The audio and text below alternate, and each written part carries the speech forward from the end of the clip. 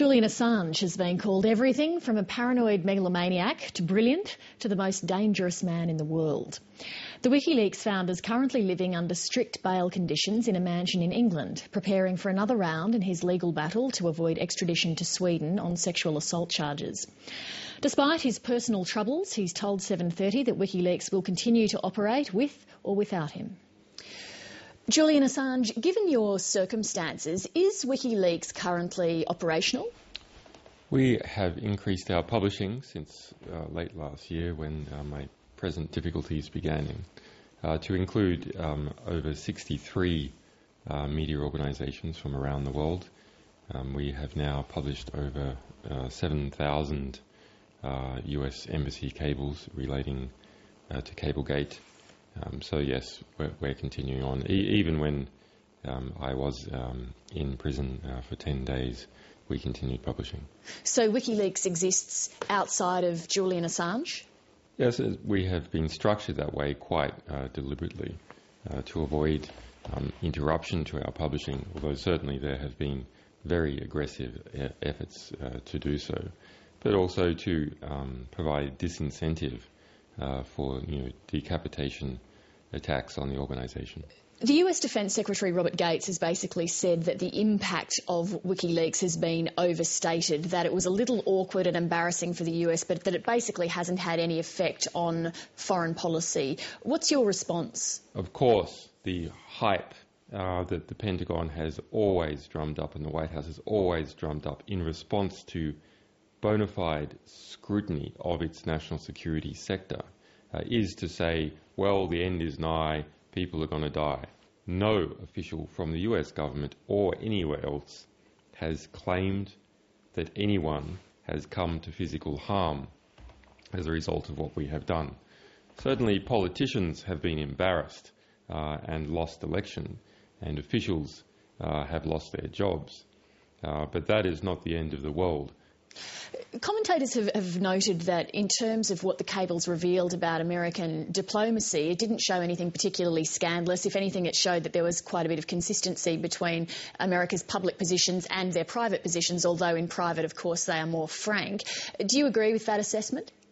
The statement that embarrassing information, internal information, is revealed and it simply shows the US government to be a good guy is something that is done by apologists.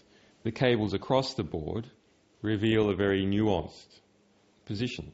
Everything from that state security apparatus using the diplomatic corps to spy on NGOs and take their DNA, all the way through to bona fide pushing of a human rights agenda in some countries.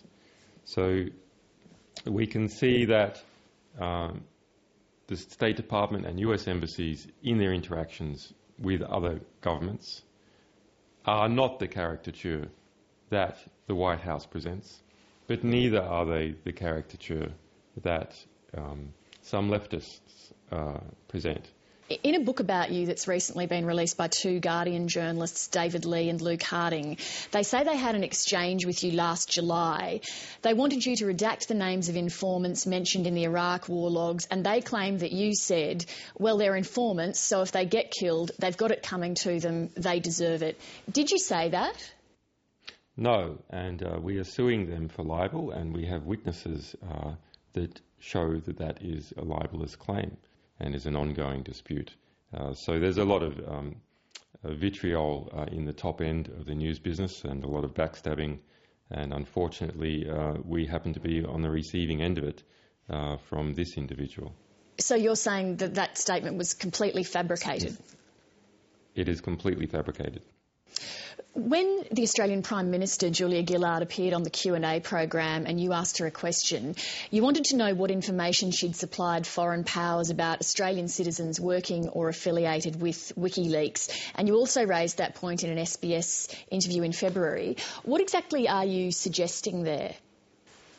What I am suggesting, and what we have, what our sources tell us, is that the Australian government provided in its intelligence liaison function, foreign powers information about me and other individuals working for WikiLeaks. Why? Simply because I am an Australian citizen. What possible pressure could enable them to do that? Well, it's bootlicking for the United States. That's the reality. That unfortunate reality is as a result of the ALP some people in the ALP, like Mark Adib, being groomed for many years by the US Embassy and other inducements from Washington. If you have that information from sources, will you be prepared to release that into the public domain? Well, unfortunately, thus far, the type of information we have is such that to reveal it would be to reveal the sources of it. So that is why we want the Australian government and Australian government personnel who know that statements to the contrary are false to step forward to the Australian media and reveal that this sort of liaison has been occurring.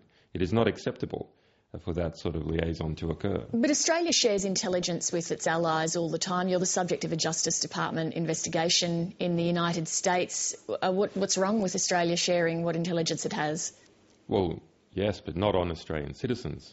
The Australian government's purpose is to protect Australian citizens. It has no other purpose. You've come from being a kid who's had a suburban Australian upbringing to, at times, sleeping rough on the streets of Melbourne, to being Time magazine's Person of the Year and being talked about by the President of the United States. Does it feel unreal? Well, it does feel unreal because I've never slept rough on the streets of Melbourne. Although I have. That's a myth, is it? That I had when I was 20. Slept in the Dandenong ranges, not as a homeless person, but because I rather enjoy the wilderness. But so yes, of course, it feels unreal. On the other hand, I know we're doing good work and very, very important work. And the sort of the trials and tribulations that we all go through is really quite a small price to pay to do something that is so profoundly meaningful and which our sources and the public at large demands that we do. Is your motivation genuinely that altruistic, or is there a side of you that enjoys the power and the spotlight? Encoded within me from a young age is a sense about what is just and what is not just. And those things that I see in the world that I feel to be unjust, I want to do something about. As I said before, you've developed a very high profile and not everybody likes you, to put it gently. Do you fear for your life? Well, I have to disagree with that, actually. You think everybody does like you? No, not everybody. But these sorts of statements are, in fact, mischievous.